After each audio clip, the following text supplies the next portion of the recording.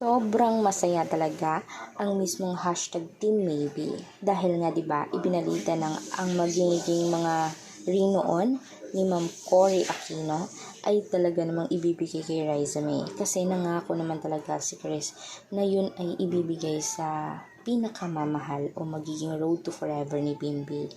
Hindi pa naman na ibibigay pero nakapangalan na or naka-indicate na kay Riza May.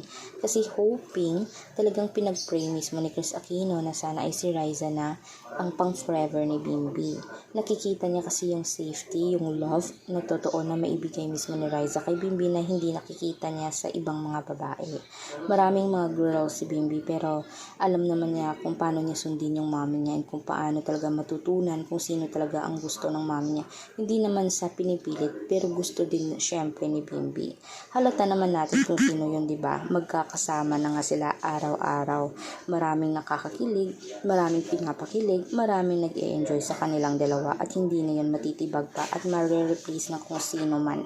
Agree ba kayo dito mga kanetesen? Sino kaya yun? Drop the name nga.